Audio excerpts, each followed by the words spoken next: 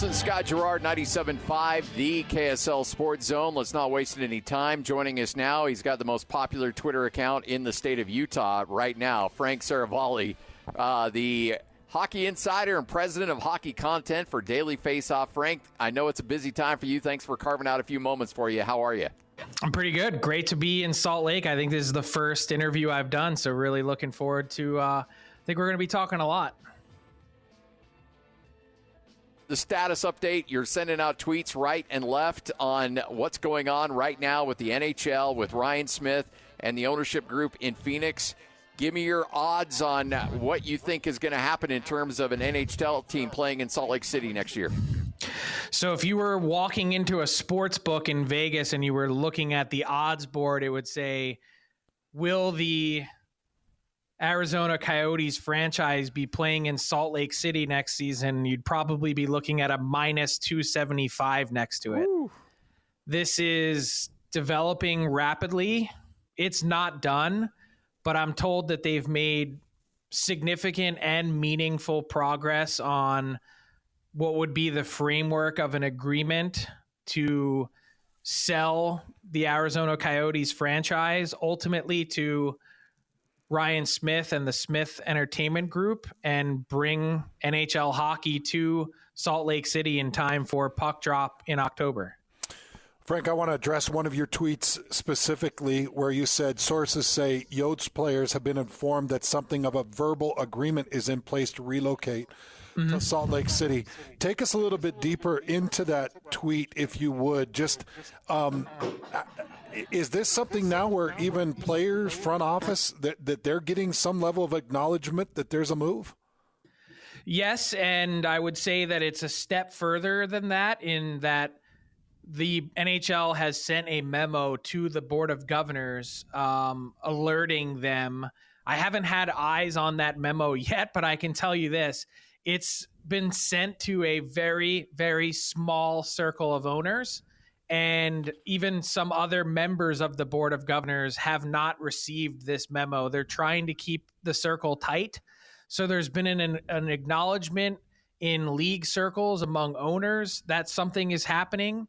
There is an acknowledgement to Coyotes players that something is happening. And the best way I can explain it is because this is complicated and there's a lot of nuance to it. I do think that the two sides, or I guess you could probably include the NHL in on this, the three sides are either very close or have an actual agreement in place that basically needs to be papered and signed and lawyered. So a lot of work still to do, but it's advanced to a stage where a lot of people feel comfortable in saying behind the scenes that this is going to happen. Do you feel like the Arizona ownership group has been given assurances that if they can acquire that land deal after this sale, that they will be given an expansion team? Is that one of the conditions in kind of forcing the sale to the Smith Group? Well, it's not a forced sale, so I want to be clear about that. Alex Mariuello is the owner of the Coyotes. He's doing this under his own free will, and he's, at least according to my sources, going to be paid handsomely to do it. I believe he's going to get upwards of $1 billion in order to make this sale happen. And so for someone that I believe the purchase price was in the $300 to $400 million range, that's pretty good business. Yeah, it's not a bad return. Yeah, so I think he did okay, provided that those numbers are accurate.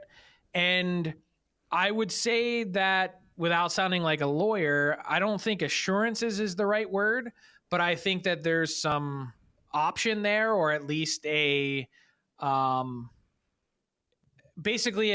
a promise from the NHL that if you get this, and this done, you build an arena, you have the proper funds, you have all of these things, and it's probably a pretty long checklist that they would consider basically giving him the option to reactivate an NHL franchise that I think they're trying to retain the Coyotes name. It might even be a reboot of the Coyotes themselves in Arizona.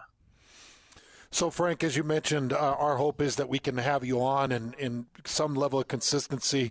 because just some background, I'm an former NFL player. I'm the voice now on the color side for the BYU Cougars, and nice. Scotty is the voice for Utah State. He's a college football expert, so we're all football all the time, and we really do want to learn a lot more about the NHL, become more familiar with it.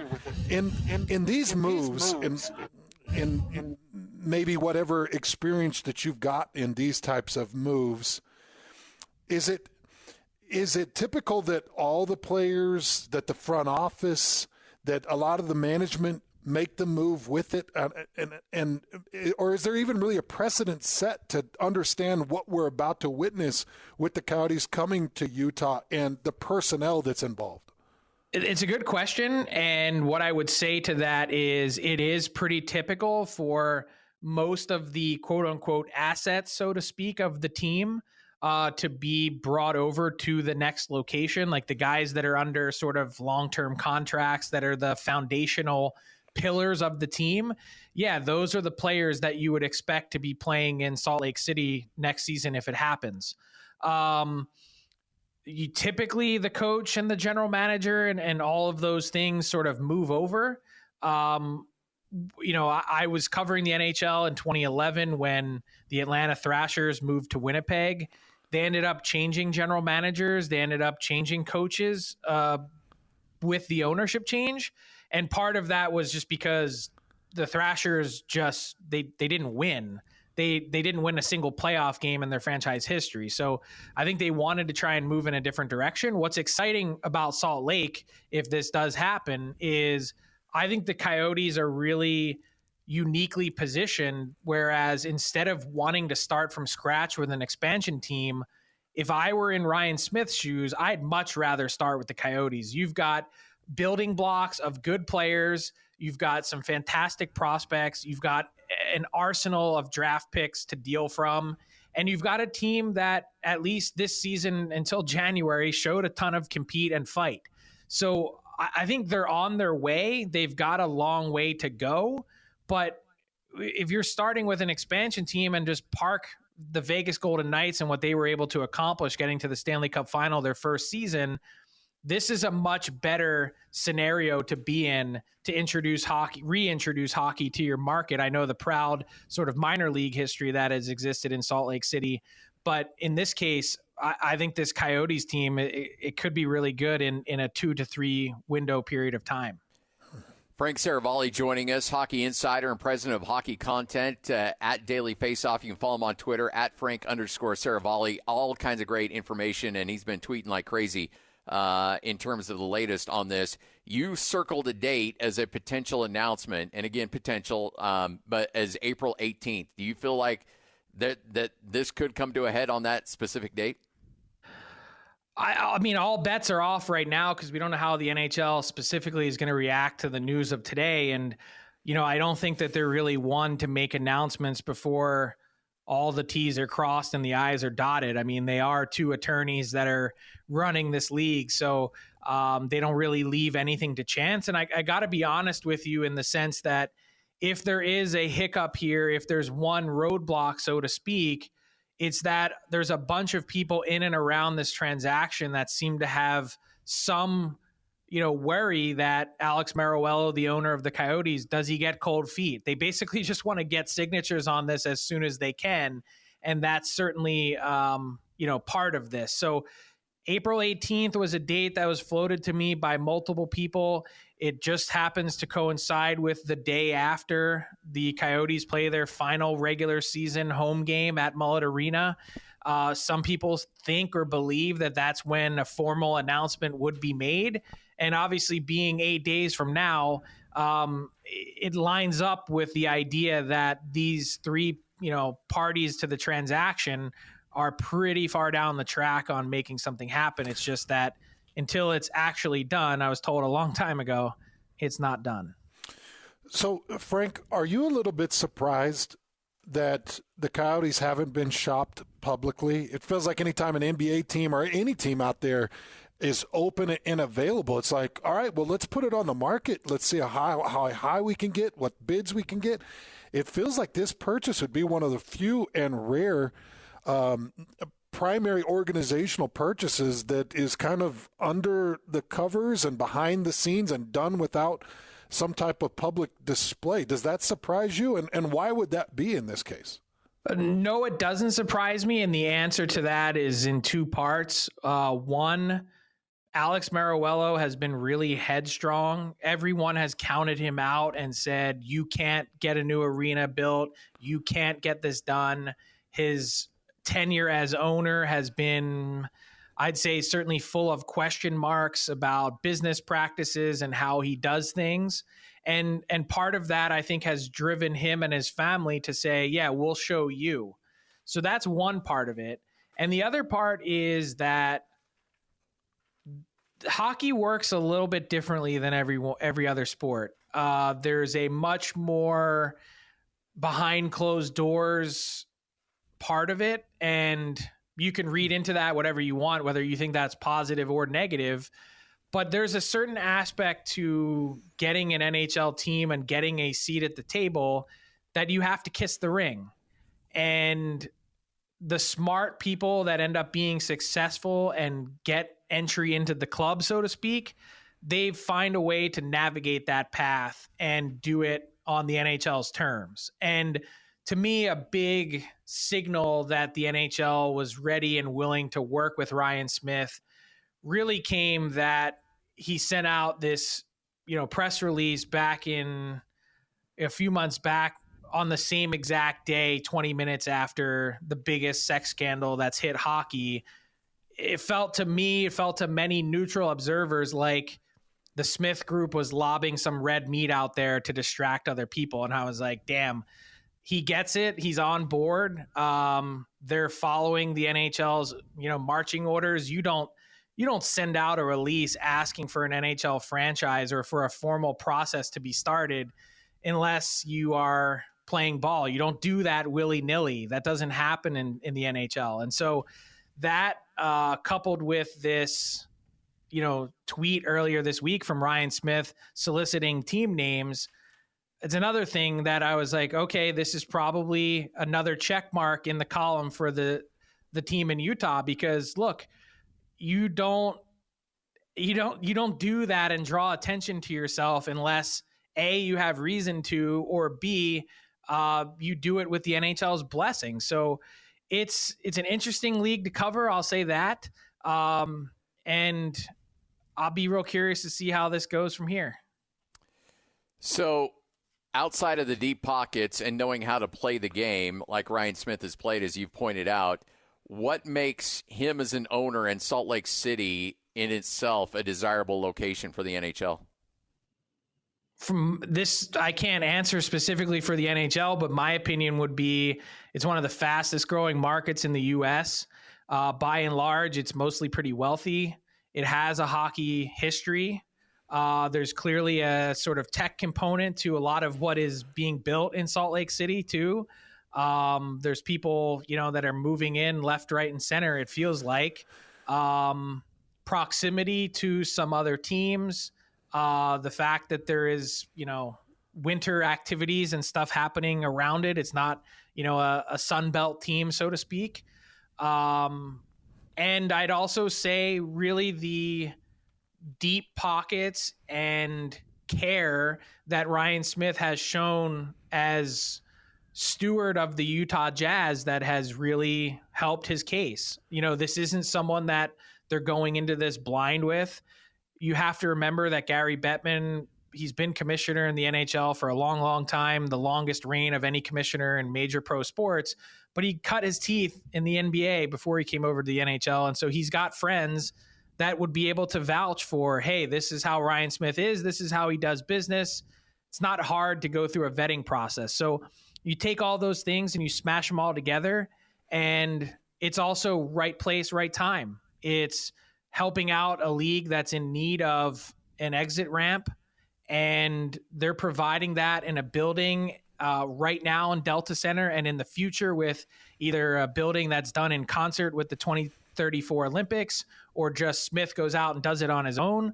But there's tons of runway for this team to hit the ground running and be successful. And I also think the idea that they sort of rid themselves and rebrand the toxic name that was the Coyotes is going to be hugely important right off the hop. So, Frank, we've got a lot of rumors around here of Major League Baseball potentially in the future, and we've all been paying attention to that. I did some study on Major League Baseball and the money it takes to compete and the way the Major League runs their cap. I'm obviously very aware of the NFL cap and how hard that is. Covering the Jazz, I know what their cap situation, what type of money it takes to compete. When we're talking about Ryan Smith and the Smith Group ownership, what type of money does it take to be competitive in the NHL? Is it overspending? What type of cap structure is there? And do you feel like, I know you mentioned that the Coyotes' current structure and some of the things that they've got stockpiled could be competitive here in 3 years, but what type of money and connection does it take to be successful in the NHL? Well, it's a hard cap environment. So unlike baseball, which doesn't have a cap, and unlike the NBA, which has different thresholds and luxury tax ribbons, so to speak, and the NFL, you can kind of continue to maneuver, and there's all sorts of machinations in place to restructure contracts. The NHL doesn't have that. So this year, the maximum that you could spend in the NHL is $83.5 million. Next year, it's going to be 87.7. You know what the number is, probably even 2 years from now, it's another 5% tacked on top of 87.7. And you can spend to that limit and really no more. So, and once you're locked in with contracts, they're all guaranteed. The contract is what it is. So, you know what your cap structure is like. So to answer that in just a pure, sort of firm way, the range is somewhere between, I think the floor this year, the minimum you can spend is 62 something and the max is 83.5. There's your sweet spot. And to be successful, 15 to 20 of the teams, if not more than that, are all spending to the very limit and maxing that out. So that's what it's going to take from a payroll perspective. But between, all the other ancillary parts of your business, if you're successful, you're making money. And if not, I'd say the teams that draw the least in a gate-driven league that the NHL is, the teams that have the smallest TV contracts, all those other things, in a bad year, those owners are cutting checks in the worst case scenario for 25 to 50 million bucks on top of the payroll that you spend. So it can be expensive, but done the right way and with the assurances that the NHL cap system provides, it's a really attractive business model for someone to jump into, even someone that might not know hockey. Well, we're obviously going to take a deep dive into this team and take a closer look. In terms of cap situation, you mentioned that the Coyotes have a good young nucleus. They've got a bunch of assets coming in terms of the draft. How are they looking? When you laid that out, it sounds like they're in a pretty good situation cap-wise. Is that correct? Oh, yeah. I mean, if you've got an owner that wants to spend, the Coyotes are in great shape. They don't have a single defenseman under contract next season. Some people might be scared of that. Others might view that as opportunity. They've managed that prudently. They don't have any sort of anchor contracts, so to speak, guys that are dragging down your books. And they've got a pretty young core and nucleus that is really just beginning to scratch the surface. A lot of their best players and prospects are just breaking into pro hockey, and the future is really bright. Like I said, I couldn't be more impressed with what Bill Armstrong as their GM is putting together and what's been, think about all the rumors and innuendo that's been surrounding this team for years. It's maybe the hardest place in the league to work. What happens if all of a sudden you swap that situation out and you're playing in sparkling Salt Lake City and all of a sudden it's a place that people really want to be? That could just totally change the dynamic of and trajectory of this franchise and what it might look like. I just want to talk a little bit more about that transition of the Atlanta Thrashers to the Winnipeg Jets back in 2011.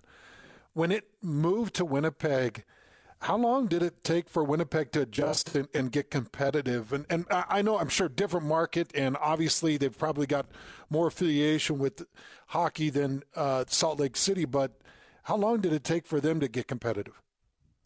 A few years. They moved in 2011, and it took all the way until 2015 to make the playoffs.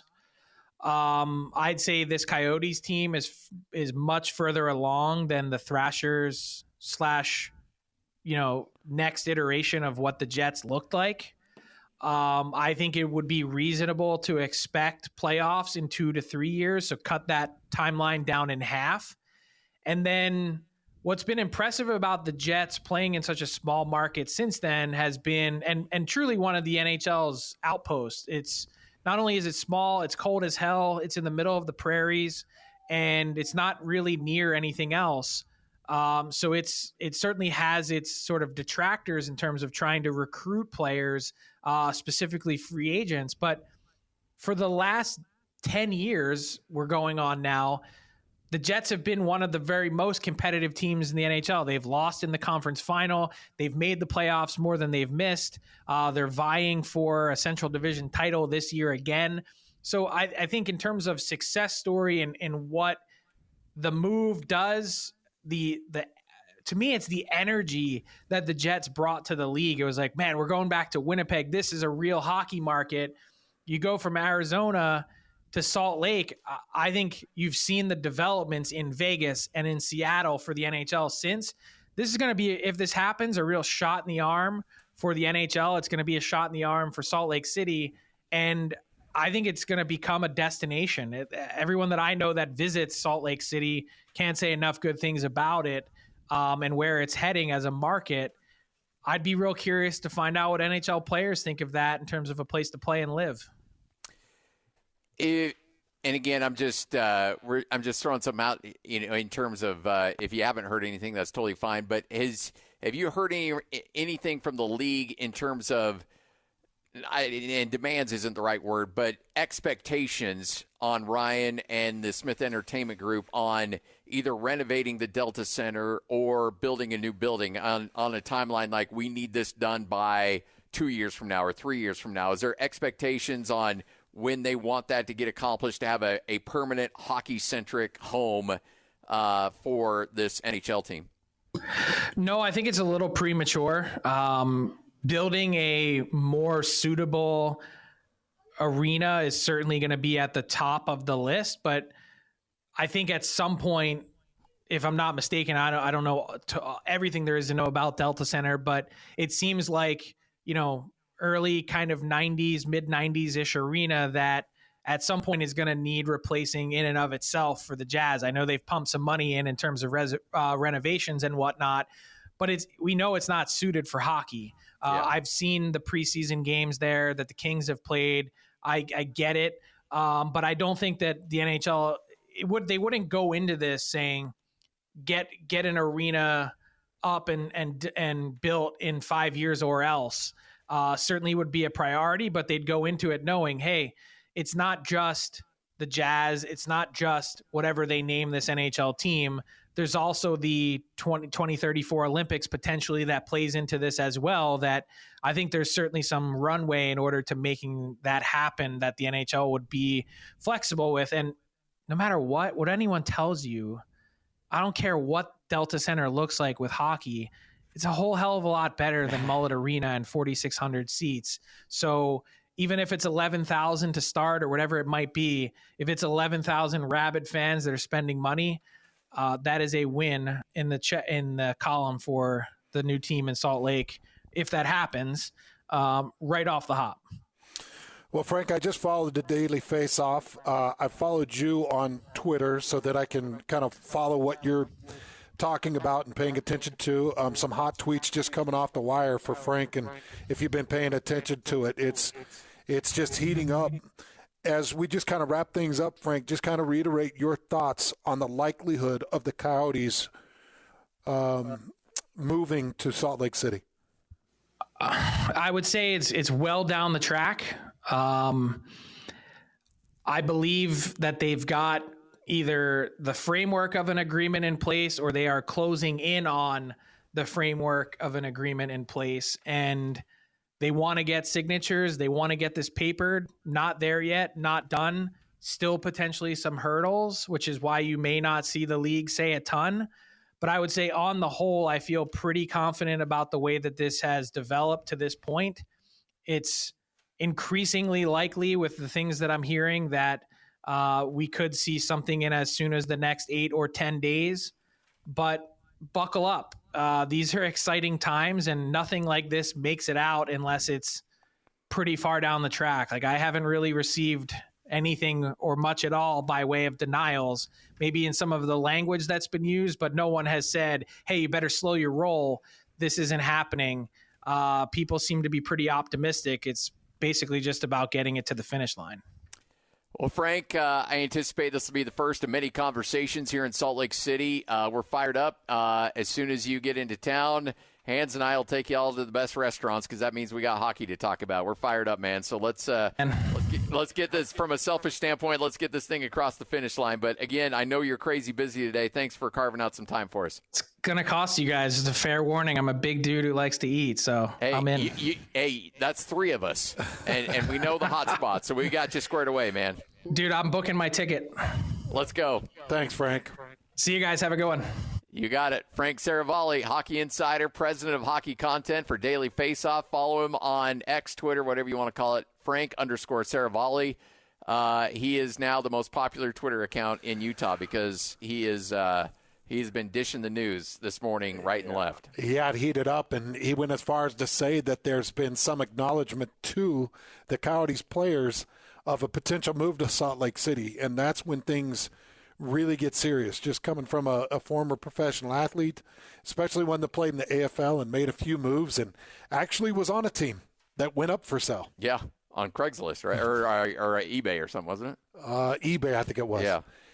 Yeah, we all woke up and we're looking around like, did you see that our team's for sale? It causes great alarm, and I thought that was probably the most intriguing report that I've seen to this point.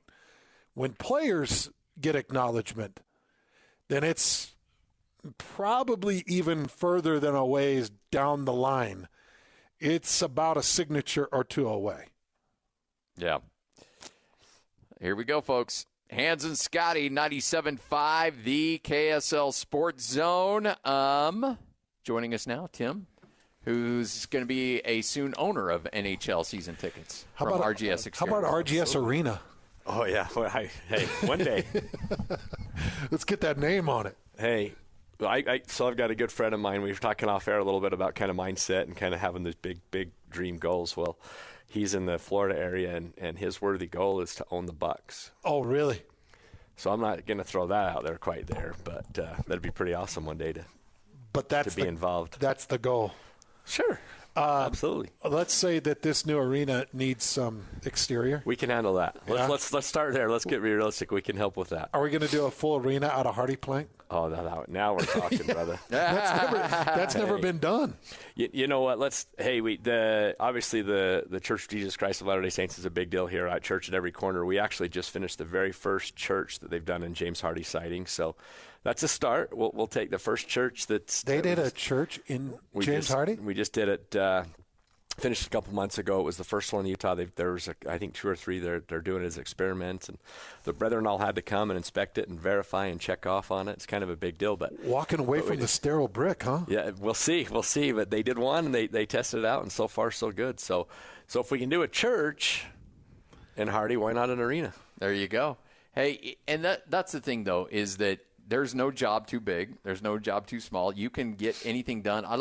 In that windstorm of 2020, I had a tree branch that came and knocked a good chunk of my rain gutters out. And you guys were out there, color matched it, made it look perfect. It was seamless. It wasn't a huge job, but you guys were on it, and you treated it like it was a $100,000 project. And not that attention to detail does not go unnoticed. I mean, it was awesome.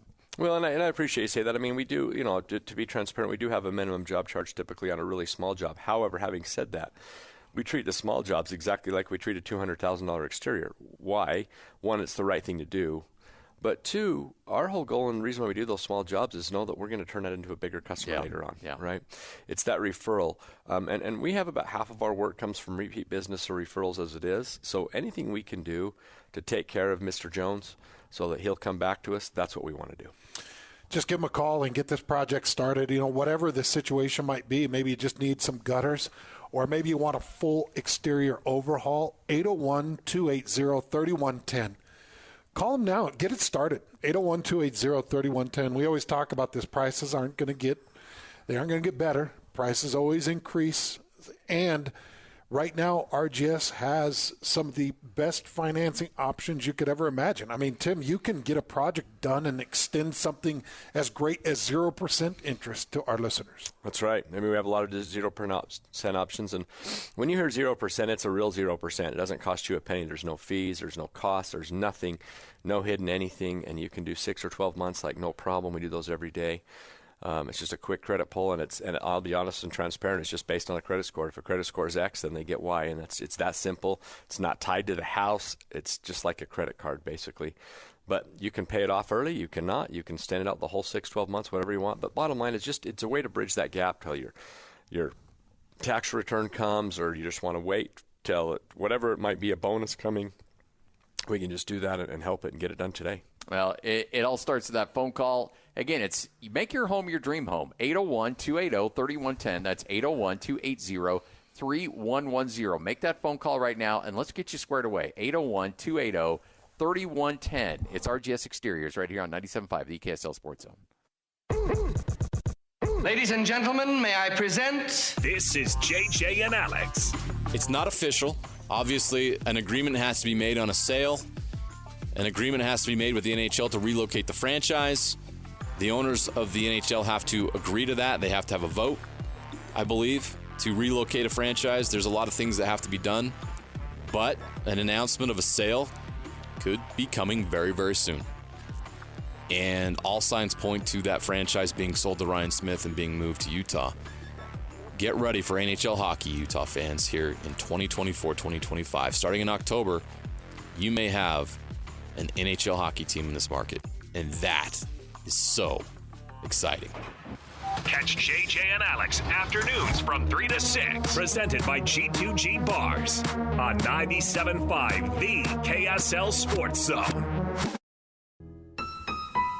The 2024 Masters Update, live from Augusta, Georgia on 97.5, the KSL Sports Zone, is brought to you by Uinta Golf, simply the best golf stores in Utah since 1971.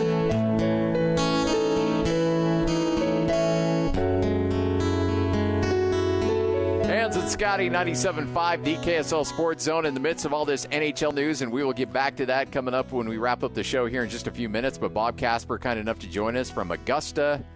Bob, it never gets old, does it? No, it doesn't. And I'll tell you what, it's been forever since I've talked to you guys. I know, right? Too long. Way too long. Hey, Way really too quick. I don't know if, well, Scotty and I just had this, one of the leading NHL minds come on with us, and he was breaking some news that it seems like the Coyote players now have some information in regards to a move and some other things he feels like it's happening.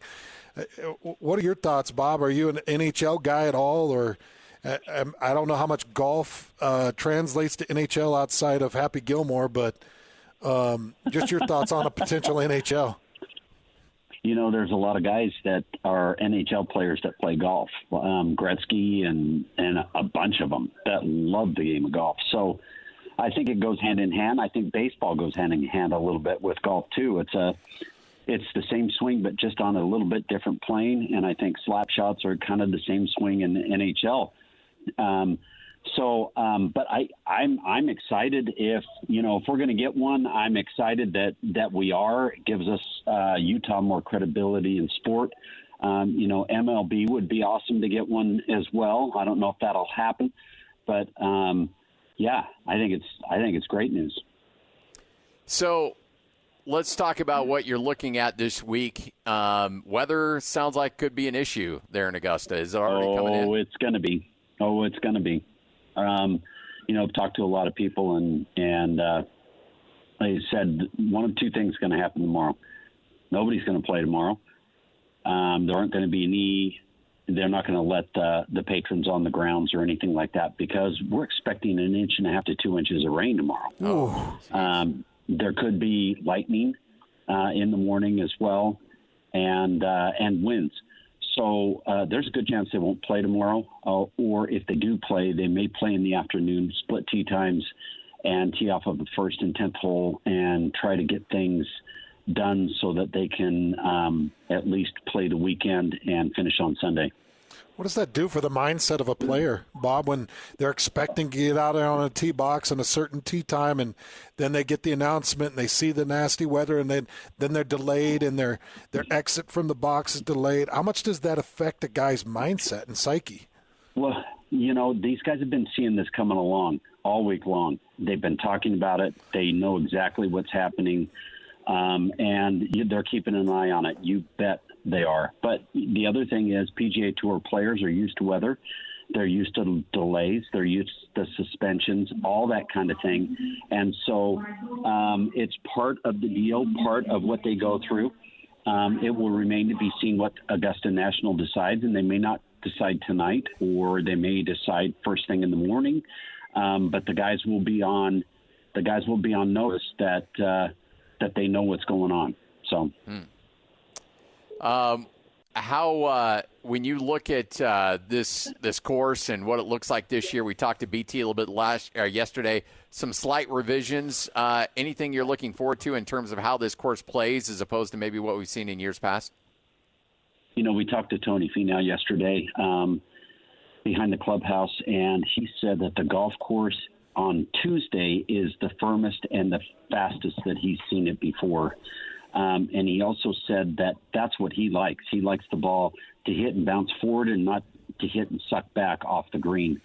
So that's the way it's going to be. But unfortunately, with all the rain and the weather and everything, it's going to soften up the golf course. Yes, they can still pump all the water out of it with the sub-air systems in the fairways and in the greens and that kind of thing. But still, there's going to be added moisture to the golf course that's going to make it softer. It's gonna, the tougher the conditions, the better players excel in, and so it's gonna bring more people into the field and into the chance to win. John Rahm won this thing last year. How's he been playing to this point, and what are your expectations of Rahm in this year's tournament? Well, Rahm decided to take a deal with the Live Golf League. The end of December, first part of January. He hasn't played on the PGA Tour. This is his first event back with a major, defending champion this week, that kind of thing. A lot of people are saying he's hitting the ball extremely well, yet his results have not shown that on Live. I think he's had some top fives and that kind of thing, but he's yet to win on that league, which you would expect that he would do pretty easily. So I don't know. There's 13 guys that are going to be playing this week from Live, and you just don't know because there's not a lot of publicity. There's not a lot of people watching. It's hard to watch it as far as finding it, whether it's streaming or whether it's on cable, that kind of thing. And so it's going to be interesting to see how those guys do this year. But yet, having said that, there's not as big of a to-do this year as there was last year with the first time the guys got all together. Guys have been together playing in majors and all that kind of thing. So I think it's worn off a little bit. Well, Bob, we appreciate your time. I know we had to make it a little quick today. We went a little long with our hockey guy, but big news of the day, NHL appears very close to be coming to Salt Lake City, but looking forward to whatever we can see golf-wise coming up tomorrow. But thanks for your time, as always. You bet. Today was the par 3 contest. Okay, just got to throw this out. We had 5 holes in 1 today. Jeez. So, Sepp Straka on number 5, Luke List, Gary Woodland, and Victor Hovland on number 6, and Lucas Glover on number 7. Is that the most on a par 3 tournament? It's pretty close. Yeah, if it's not the most, it's pretty close. It's got to be. Thanks, Bob. Appreciate it. Right, Thank guys. you, Bob. You bet. Take care. There he is, Bob Casper, right here on 97.5, the KSL Sports Zone. Take our final break, recap everything, get you ready for JJ and Alex next. 97.5, the KSL Sports Zone. This is DJ and PK. Brian Taylor joins us now, co-host of Real Golf Radio. He is live in Augusta for the Masters. Is there a single overlying storyline that people are talking about? Scotty Scheffler's a big storyline. Having won 2 years ago, having won 2 of his last 3 starts with a second in the other one, and one of them being the Players' Championship. He's the number 1 player in the world, and he's an outright favorite. That's not always the case coming in here, and so I think that's a big storyline. Rory trying to complete the Kerr Grand Slam in year 10. John Rahm is the defending champion and live defector. So I think those are, and then obviously Tiger. He's looking for 24 consecutive cuts made here at Augusta. That would be a record. He's tied right now at 23, and if he is able to make it to the weekend, he will have the most consecutive cuts made in the history of the Masters. So that's a little storyline to watch, see if he can get to the weekend. Catch DJ and PK mornings from 6 to 10. Presented by Murdoch Chevrolet. Proudly serving Utah since 1926. On 97.5, the KSL Sports Zone. Locked on to Hans Olsen and Scotty Chin. That's right. Yeah! On 97.5, the KSL Sports Zone. Standing here beside you, want so much to give you this love in my heart that I'm feeling for you. Let them say we're crazy. I don't care about that. Hans and Scotty, 97.5, the KSL Sports Zone, wrapping up another edition of the show. By the way, go to KSLSports.com. Great write-up on the latest with the NHL potentially moving a team to Salt Lake City. Frank Seravalli joined us. That audio should be attached to that story, so if you missed that interview, I highly suggest you listen to that. He is putting the odds extremely high that this is going to happen and that we will have hockey in Salt Lake City in the 2024-2025 season. He feels, he didn't say it's a done deal, but he said it's getting about as close as you can to becoming a done deal. Didn't he handicap it at like minus 270 or something? Yeah, like that it would be here? Yeah. Which, by the way, if you don't know the handicap system, that means it's very likely. Yes. That interview is great. From everything from the cap understanding of the NHL to what the Coyotes currently look like and their assets and their ability to move and build and grow to what actually translates from the Phoenix area to the Salt Lake City area in terms of players and front office guys and comparisons of what happened with the Thrashers that moved to Winnipeg and became the Jets, and which was just in 2011. And everything else, like his insights are great, and we hope to make Frank a staple of the Hans and Scotty show. Well, and that certainly would mean that the NHL is coming to Salt Lake City. And again, we'll keep you posted. Any updates, any insight? I know Mitch Harper is filling in for Alex, and JJ are going to break it down coming up more in just a few moments as they kick off that show. So we got you covered from every angle, folks, and nobody's going to cover this story better than us because we are on this thing from every single angle, all the best guests, all the insight. We'll have it covered for you. Follow us on Twitter. Make sure to follow us on KSLSports.com, and then listen in. We'll make sure to get you updated every single step of the way. So, again, this is there are certain milestones. When Utah got into the Pac-12, that was a huge milestone here in this market. When BYU finally got into the Big 12, that was a huge storyline. When the Olympics came, there are certain signature moments in sports in Utah history, and we might be on the precipice of one of those happening right now. Yeah, and Scotty and I want to be, right there with you, just on the cutting edge of it and bringing you that information and insight. This is a lot of fun. This story is a lot of fun to follow, and I've got a buddy that I've become pretty close with, and he's kind of the inner workings of some Vegas stuff, Vegas sports stuff. And I've been talking to him about the A's and the stadium and what to expect there, talking about the Golden Knights. And he sent me a text, and he said, enjoy the NHL, because he's had the Golden Knights come through. He was explaining to me the Silver Knights just built out in Henderson, and they've got a brand new arena out in Henderson, and they're doing some great things. But he said that the Golden Knights and hockey in Vegas has just caught wildfire. Yeah. Just caught wildfire. Now, I asked him, how much would Vegas like the Golden Knights if they weren't winning? He said, well, we wouldn't know yet because they did make a run to the all they do is win NHL Finals in their inaugural season. That won't happen with the Coyotes as they make their move here to Salt Lake City. But the prospects of the expansion, Scotty, it's so much fun because I want to know, like, I want to be able to look back in our time in sports radio and be like, oh, yeah, Scotty and I were on air. Yeah. When whatever the Yetis or whatever they end up calling it came to Salt Lake City. And this will be a big monumental move. Well, Tim's been hanging. Are born from great get through the opportunity. show without having to hear this. And that's what you have here tonight, boys. Tim's hanging out with us, RGS Exteriors. Lloyd, I'm trying to go to break, man. Scotty hates it. Man, it's the Olympics right there, man. The miracle right there. Yeah.